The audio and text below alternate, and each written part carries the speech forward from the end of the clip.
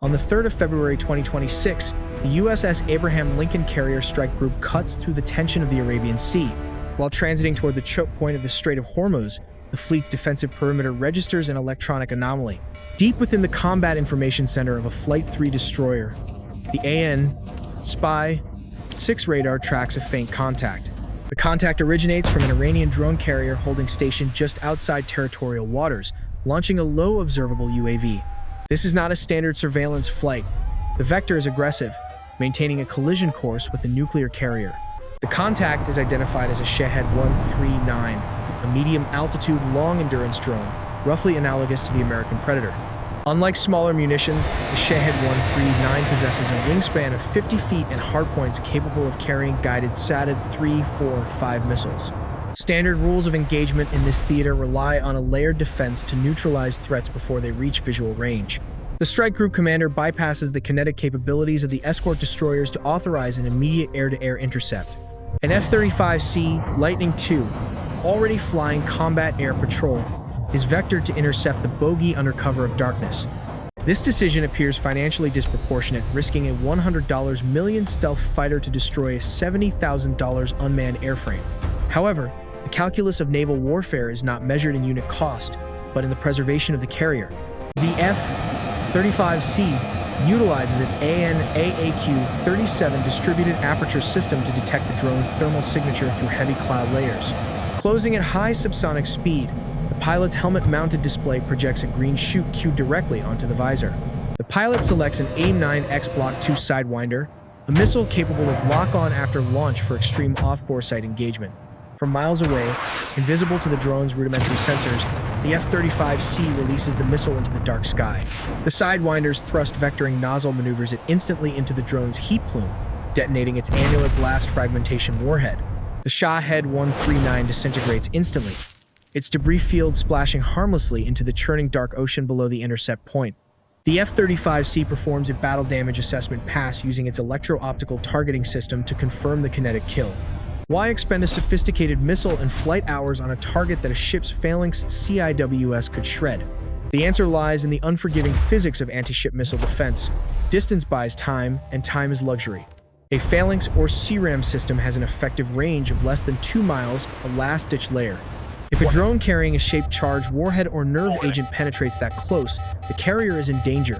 Intercepting at 50 to 100 miles provides the fleet with shoot-look-shoot capability to ensure the threat is eliminated. Furthermore, the F-35C provides positive visual identification that a radar screen simply cannot replicate for the command staff. A radar blip cannot distinguish between a surveillance drone equipped with cameras and a suicide variant packed with explosives. A human pilot, aided by high-fidelity sensors, can verify the payload and intent before releasing any lethal weapons. This visual confirmation is critical for de-escalation. Firing blindly at a camera drone could spark a diplomatic crisis. The psychological impact of a stealth fighter intercepting a drone is also a calculated message of dominance to Iran. Should the air wing fail, the carrier strike group is far from defenseless, bristling with overlapping kinetic shields. The outer layer consists of SM-6 and SM-2 missiles launched from the vertical launch systems of escort cruisers. These interceptors can engage targets out to 200 nautical miles, smashing threats in the upper atmosphere with precision. Closer in, the evolved Sea Sparrow missile provides a rapid response defense against supersonic, sea-skimming, anti-ship cruise missiles. The ESSM can be quad-packed into launch cells, allowing a single ship to carry dozens of defensive interceptors. At the carrier's own hull, the defenses become desperate and kinetic, designed for terminal phase survival against leakers. 2 Phalanx CIWS mounts, located on the sponsons, are the final hard kill option against incoming aerial threats. The Phalanx is an autonomous, radar-guided 20mm Gatling gun that fires tungsten armor-piercing rounds at 4,500 rounds per minute. Paired with the Phalanx is the RIM-116 rolling airframe missile launcher, which fires infrared homing missiles for close-in defense. Yet, relying on these systems means the enemy has successfully closed the distance to within visual range. The Navy's doctrine prefers to keep the fight over the horizon, utilizing the F-35C's stealth as an assassin. This specific engagement in the Arabian Sea is not an isolated incident, but a prelude to strategic maneuvers. The U.S. presence near the Strait of Hormuz is a direct response to intelligence regarding Iranian nuclear sites. Satellite reconnaissance has confirmed that the regime is burying its enrichment infrastructure deeper under the Zagros Mountains. The mountainous terrain of Iran provides a natural fortress, with granite and limestone peaks shielding the critical facilities. A single conventional bomb, even a 2,000-pound JDAM, would merely scratch the surface of these hardened subterranean complexes. To credibly threaten these sites, the U.S. military must employ the double-tap tactic using heavy non-nuclear ordnance. This mission profile requires the B-2 Spirit or the new B-21 Raider to penetrate contested airspace undetected. The GBU-57 Massive Ordnance Penetrator is a 30,000-pound GPS-guided monster designed specifically for this unique geology.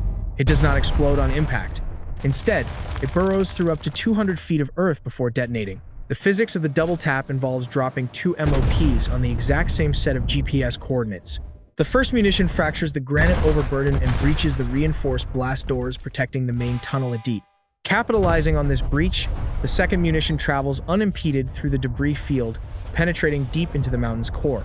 The delayed fuse triggers a subterranean explosion that relies not on fragmentation, but on sheer seismic shock and massive overpressure.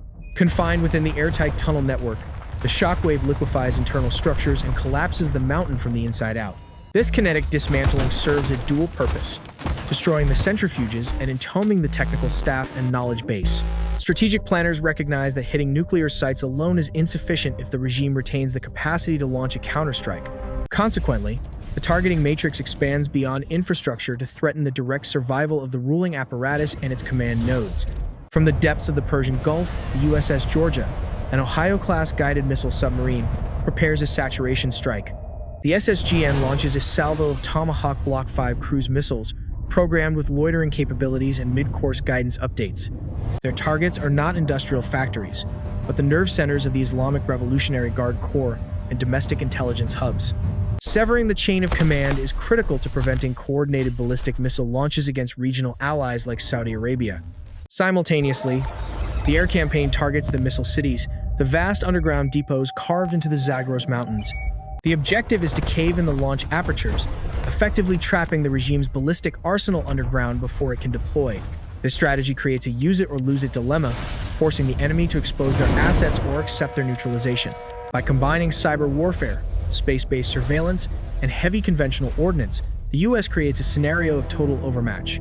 However, recent satellite assessments regarding Operation Midnight Hammer indicate that the initial success of these strikes was deceptively incomplete. The B-2 Spirit bombers executed their mission with precision, cratering the entrances to the Fordow fuel enrichment plant. Yet, the primary objective, the destruction of the weapons-grade fissile material, may have been compromised by a temporal intelligence failure. Intelligence now suggests that critical nuclear assets were relocated from the primary bunkers in the 48 hours preceding the strike. To understand this failure, we must analyze the operational timeline of Operation Midnight Hammer with granular detail.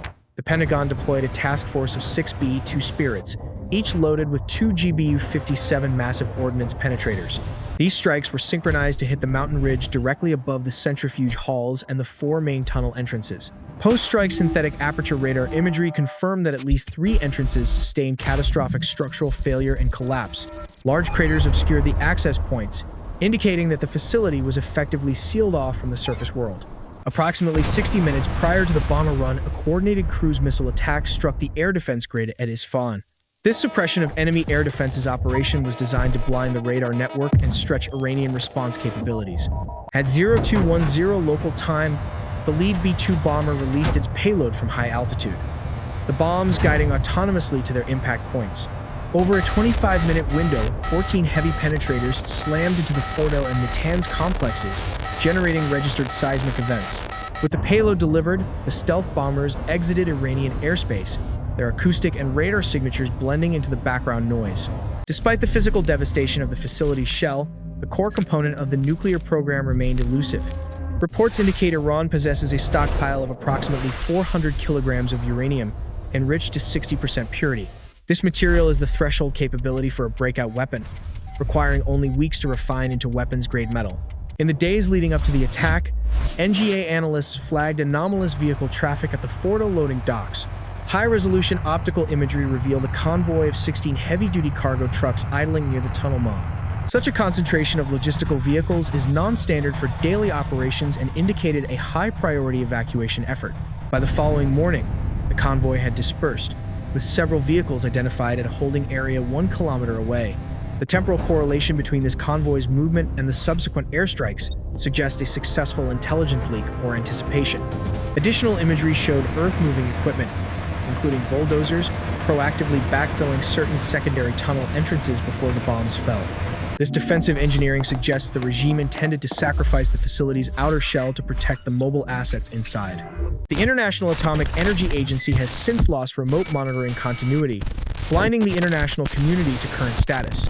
Assessments from U.S. Central Command confirm that while the civil engineering was destroyed, the centrifuges likely survived. The Defense Intelligence Agency estimates the strikes have imposed a logistical delay of months rather than a permanent termination. The surviving uranium stockpile has likely been fragmented and dispersed to smaller, cold storage sites to prevent a decapitation strike. Possible locations for this hidden stockpile include the deep storage networks beneath the Isfahan Nuclear Technology Center.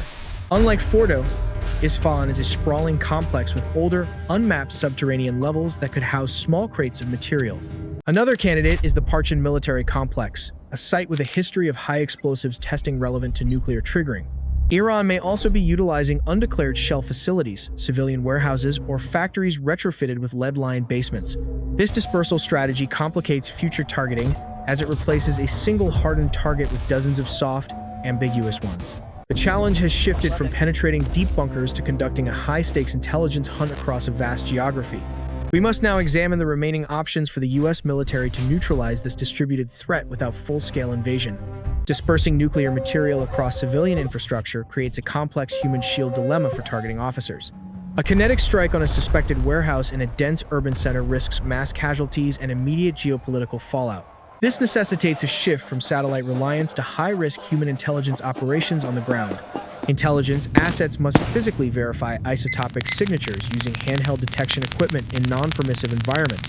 Beyond the warhead itself, U.S. strategy is pivoting to neutralize the delivery vectors the vehicles designed to transport the weapon. We are witnessing the embryonic stages of a regional nuclear triad, mirroring the deterrence doctrines of global superpowers. The first leg is the maritime component, a growing asymmetric threat lurking in the Persian Gulf and Indian Ocean. Intelligence indicates efforts to modify Kilo-class diesel-electric submarines to fire land attack cruise missiles while submerged. These silent hunters could slip past the Strait of Hormuz, deploying nuclear-tipped missiles from international waters. Even converted merchant vessels, indistinguishable from thousands of commercial ships, could serve as floating launch pads. The second leg, the air component, relies less on manned aircraft and more on advanced unmanned aerial systems. While the Iranian Air Force operates aging F-14 Tomcats, their drone fleet provides a low-cost, low-profile delivery option. A stealthy, low-altitude drone carrying a tactical nuclear payload presents a nightmare scenario for air defense commanders. This brings us back to the initial engagement. The F-35C, intercepting the Shahed-139, was a drill for this exact scenario. The third and most robust leg is the land-based mobile missile force, the backbone of the regime's deterrence. Transporter erector launchers allow ballistic missiles like the Khorramshahr-4 to shoot and scoot rapidly. These vehicles hide in the vast tunnel networks, emerging only for the 15-minute window required to fuel and launch. Hunting these mobile targets requires real-time, persistent surveillance and the ability to strike within single-digit minutes. The strategic equation has fundamentally changed. We are no longer facing a static target, but a fluid, moving network. The timeline for a diplomatic solution has evaporated. The window is now defined by the speed of a centrifuge. Naval task forces must remain on high alert, enforcing a blockade to prevent the export or sea basing of these assets. The U.S. Air Force is shifting assets to maintain 24/7 overwatch, ready to drop kinetic penetrators on any verified target. The concept of containment is obsolete. The current operational posture is active counter-proliferation. Every unidentified drone, every suspicious truck convoy, and every silent submarine is now a potential Tier 1 threat. The cost of interception, whether a $100 million jet or a $1 billion deployment, is negligible compared to the alternative. This shadow war will be fought in the gray zone, between the lines of official conflict and total war. Future engagements will be decided by sensor fusion, data processing speeds, and the autonomy of decision-making. As the adversary disperses their capabilities, the Allied response must become more integrated and precise. The F-35C's kill was not just a defensive act. it was a proof of concept for the battlespace of tomorrow. We will continue to monitor the development of these sea, air, and land capabilities in our upcoming dossiers. Our analysts are currently compiling data on the specific range and payload of the new hypersonic maneuvering vehicles. We are also investigating the deep-sea autonomous torpedoes rumored to be in development. The geopolitical chessboard is being reset, and the pieces are moving faster than ever before. To understand the technical specifications of these threats, you need deep-dive analysis, not surface-level news. We break down the physics of the engagement and the strategy behind the movement. Ensure you are subscribed to the channel to receive the intelligence briefings as they are released. Next week, we deconstruct the countermeasures used by the Arleigh-Burke destroyers against saturation drone swarms.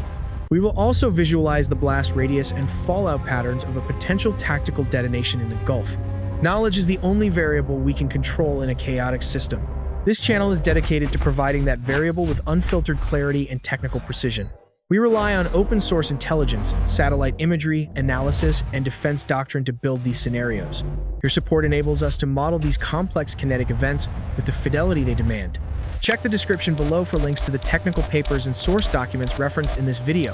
Join our community discussion to debate the efficacy of the double-tap strategy against deep bunkers. We are also tracking real-time naval movements in the Red Sea as a secondary theater of operations.